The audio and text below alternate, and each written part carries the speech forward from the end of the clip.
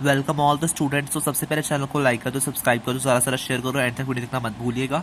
तो हम अपने अपने स्टार्ट करना है अपना इंटेंसिव स्टडी का third chapter, thinking out of the box, lateral thinking. ये जो है हमारा चैप्टर, ये इंटरनेट में से किसी आर्टिकल से अडेप्ट किया गया है, तो इसका कोई राइटर नहीं है, ठीक है।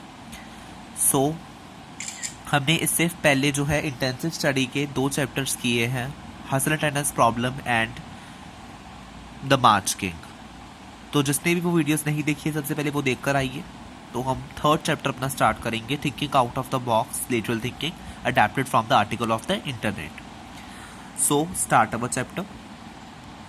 तो इस चैप्टर में बेसिकली 2 स्टोरीज बताई गई हैं, और चैप्टर के नाम से हमें ये क्लियर हो रहा है कि हमने सोचना है आउट ऑफ द बॉक्स जाकर, कि हमारी जो सोच आम लोगों जैसी ना हो, तो हमारी कुछ अलग सोच, हटके सोच होनी चाहिए, लेटरल थिंकिंग होनी चाहिए। मतलब वही दकियानूसी ट्रेडिशनल थिंकिंग नहीं होनी चाहिए। हमारी सोच में कुछ नयापन होना चाहिए। तो वो कैसे है, इस चैप्टर में 2 स्टोरीज में उन्होंने एक्सप्लेन करने के लिए उन्होंने बताया है कि हम कैसे अपनी लेटरल थिंकिंग को यूज़ कर सकते हैं और डिफ़िकल्ट सिचुएशंस में से निकल सकते हैं। Many years ago, in a small Indian village, a farmer had the misfortune of owing a large sum of money to a village moneylender.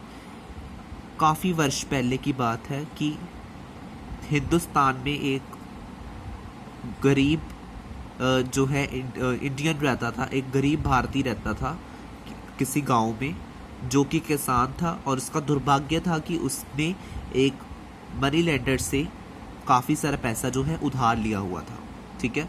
The money lender who was old and ugly fancied the farmer's beautiful daughter. जो money lender था वो बहुत बूढ़ा और बदसूरत था दिखने में, पर वो जो फार्मर की सुंदर लड़की थी उस पर उसकी बुरी नज़र थी। So he proposed a bargain. तो उसने एक प्रस्ताव रखा किसान के सामने। He said he would forgo the farmer's डेब्ट if he could marry the farmer's daughter. कह रहे जो मनी लेंडर है वो कहता है फार्मर से कि मैं तुम्हारा ऋण यानी कि तुम्हारा कर्जा माफ कर दूंगा अगर तुम अपनी बेटी की शादी मुझसे कर दोगे तो। Both the farmer and his daughter were horrified by the proposal. किसान और उसकी जो बेटी है दोनों ही इस प्रस्ताव से डर गए। So the cunning money lender suggested that they let providence decide the matter. तो जो वो चालाक मनी लेंडर था उसने उन्हें ये बात कही कि चलो हम इससे ये करने के लिए हम एक खेल खेलते हैं। He told them that he would put a black pebble and a white pebble into an empty money bag. उसने कहा कि मैं एक खाली पैसों के बैग के अंदर एक काला पत्थर और एक सफ़ेद रंग का पत्थर रख दूंगा। Then the girl would have to pick one pebble from the bag. तो जो लड़की है वो उसमें से, उस बैग में से एक पैबल यानी कि एक पत्थर उठा लेगी। If she pick the black pebble, अगर वो लड़की काला पत्थर उठाएगी, she would become his wife and her father's debt would be written off. अगर वो काला पत्थर उठा रही है तो उसको मुझसे शादी करनी पड़ेगी, पर उसके जो पिता का ऋण कर्जा माफ हो जाएगा। If she pick the white pebble, she need not marry him and her father debt will still be written off. अगर वो सफ़ेद पत्थर उठाएगी तो उसे जो है मुझसे शादी नहीं करनी पड़ेगी, और साथ ही साथ उसके जो फादर है उनका भी कर्ज माफ हो जाएगा, ठीक है।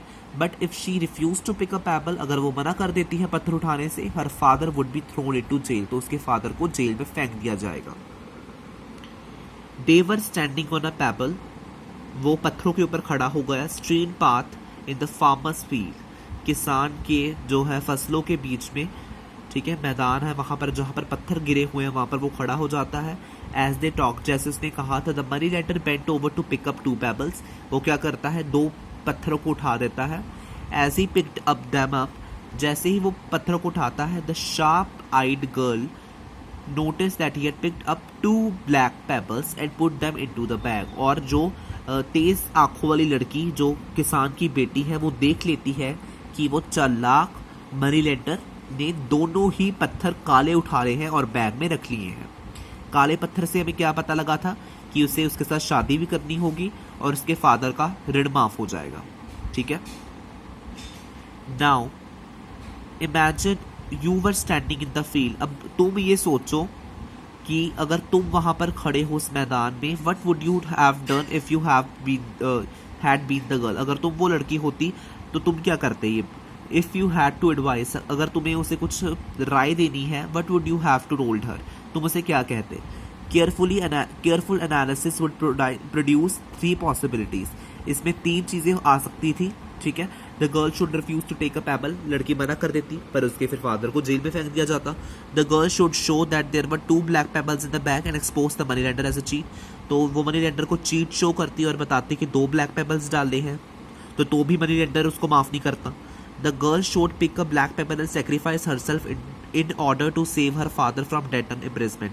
तो लड़की क्या करती? ब्लैक पेबल को उठा लेती और अपने आप को समर्पित कर देती और उससे शादी कर लेती और उसके फादर का जो डेट है, कर्जा है, वो माफ़ हो जाता और वो जेल जाने से बच जाते। अगर आप खुद तो आप क्या करते? ठीक है, उन्होंने ये पूछा आपसे question. Take a moment to ponder over the story. एक बार फिर से स्टोरी के ऊपर ध्यान दीजिए। The above story is used with the hope that it will make us appreciate the difference between lateral and logical thinking. ये जो हमें ऊपर की कहानी दी गई है वो बहुत अच्छा एक उदाहरण है लेटरल और लॉजिकल थिंकिंग के बीच के फर्क का। The girls dilemma can not be solve with traditional logical thinking. जो लड़की का उन्होंने बोला है, उसकी जो उसके दिमाग में चीज़ें चल रही हैं वो किसी भी पुराने मेथड से नहीं सॉल्व हो पाती। Think of the consequences if she chooses the above answers, above logical answers. अगर वो सोचती कि क्या इसका परिणाम हो सकता है अगर मैं ये आंसर चुनूंगी। What would you recommend the girl to do. अगर आप होते उसके जगह पे तो आप उसे क्या रिकमेंड करते, उसको क्या सुझाव देते? This is what the girl actually did. तो अब एक कहानी का कंक्लूजन निकलता है कि असलियत में लड़की ने किया क्या। The girl put her hand into the money bag. उस लड़की ने जो है पैसे वाले बैग में हाथ डाला। And Drew out a payable, और एक पत्थर जो है वो निकाला। विदाउट लुकिंग एट इट, बिना देखे। एंड शी फंबल्ड, और वो हड़बड़ा उठी। And let it fall on to the pebble strewn path, और फटाफट से जो वो पत्थर है वो नीचे गिर गया।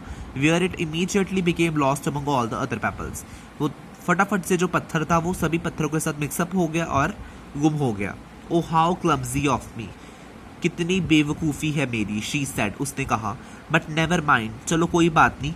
If you look in the bag for the one that is left you would be able to tell which pebble I picked. कोई बात नहीं, अगर तुम बैग में से देखोगे जो भी पत्थर बच गया है उसके अलावा जो दूसरा पत्थर था वो मैंने उठा लिया। अब देखिए, अगर बैग में उसने 2 ब्लैक पेबल डाले थे मनी लेंडर ने, लड़की ने एक फेंक दिया है, अब फिर से ब्लैक पेबल बचा है, अब उसको उसके साथ शादी नहीं करनी पड़ेगी। Since the remaining pebble is black, it must be assumed that she had picked the white one. तो उसने मतलब बैग में ब्लैक था और सबने सोचा कि वहाँ पर वाइट वाला उसने उठाया था और वो नीचे गिरा दिया। And since the money lender dare not admit dishonestly, अब उसकी हिम्मत नहीं थी मनी लेंडर की कि वो ये बोल सके कि मैंने तो दोनों ब्लैक पेबल डाले थे, क्योंकि फिर अपनी बात पर खुद ही फंस जाता। The girl changed what seemed an impossible situation into an extremely advantageous one. उस लड़की ने उस नामुमकिन परिस्थिति को एक अपने ही हित में कन्वर्ट कर लिया और अपने लिए एक अच्छी परिस्थिति बना ली। What does this story teach us? ये हमें कहानी क्या सिखाती है? Is that the most complex problem do have a solution. कि कितनी भी मुश्किल सिचुएशन क्यों ना हो, उसका कोई ना कोई सोल्यूशन होता ही है। और ये हमने किससे सॉल्व करना है? लेटरल थिंकिंग से। It is only that we don't attempt to think in that direction. ये सिर्फ ये बात है कि हम उस दिशा में सोचते नहीं हैं। It teaches us to think out of the box और लेटरल थिंकिंग। ये हमें ये सिखाती है हमेशा अलग अलग तरीके से हमें सोचना चाहिए और लेटरल थिंकिंग की तरह सोचना चाहिए। अब लेटरल थिंकिंग है क्या? लेटरल थिंकिंग इज क्रिएटिव और नॉन लीनियर थिंकिंग। ये एक बहुत ही क्रिएटिव मतलब इमेजिनरी थिंकिंग है। इट इज़ थिंकिंग डिफरेंटली और डूइंग समथिंग डिफरेंट, कि हमेशा अलग सोचना। And doing something that might be quite novel and unconventional in nature. जो कि और कोई बंदा नहीं कर रहा है, वो आप काम कर रहे हो, वो आप सोच रहे हो, तो वो सबसे आपको अलग बना देता है।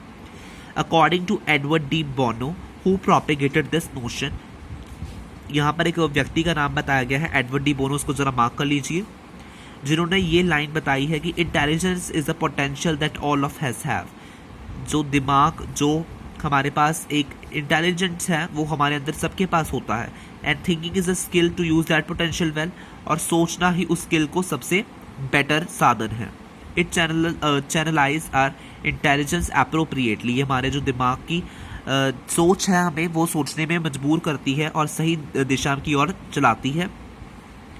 One may be a good thinker without being intellectual, कोई एक अच्छे से मतलब सोचने वाला व्यक्ति है विदाउट बीइंग इंटेलेक्चुअल, अगर वो दिमाग से नहीं सोच रहा, एंड वाइस वर्सा, और उसका उल्टा भी हो सकता है। अगर आपसे दिमाग से नहीं सोचोगे, ध्यानपूर्वक नहीं सोचोगे, तो आप एक अच्छे थिंकर नहीं बन सकते। यहाँ पर हमारी फर्स्ट स्टोरी जो है वो कंप्लीट हो जाती है।